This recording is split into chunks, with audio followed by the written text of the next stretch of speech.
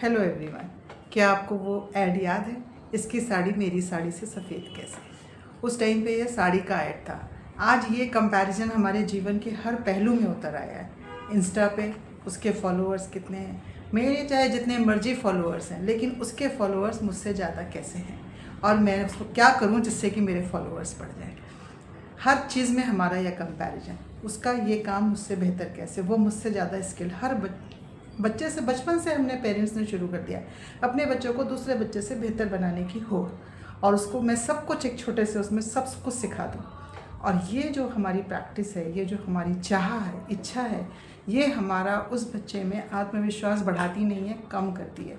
और ये बड़ा होके हर चीज़ में दिखाई पड़ता है वो आत्मविश्वास की कमी। हमें जितनी मर्जी चीज़ें आती हों, लेकिन फिर भी हम फील करते हैं कि आई एम नॉट इनफ।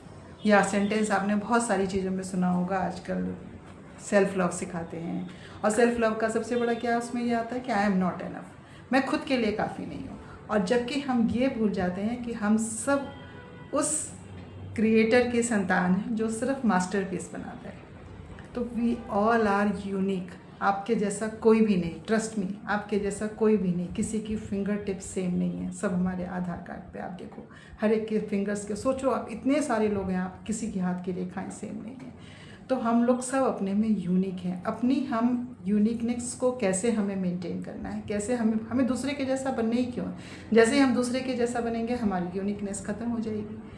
आप मार्केट से शॉपिंग करते हो ना, तो आप कैसे देखते हो कि भैया मुझे वो शर्ट दिखाओ, या मुझे वो साड़ी दिखाओ, या मुझे वो सूट दिखाओ जो दूसरे के जैसा ना हो। बिल्कुल भी नहीं, तो सब एक जैसा पहने रहते हैं।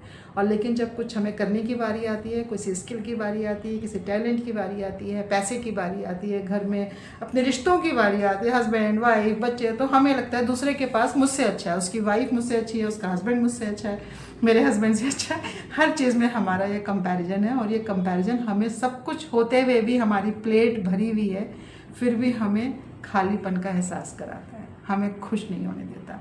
योग यहाँ पर आपकी ये मदद करता है। जैसे हमने कल बात की थी, मन के हारे हार है, मन के जीते जीत। योग हमारे मन को साधता है, हमें उस कंपैरिजन की दुनिया से बाहर निकालता है, हमें बताता है कि हम कितने सफिशिएंट हैं।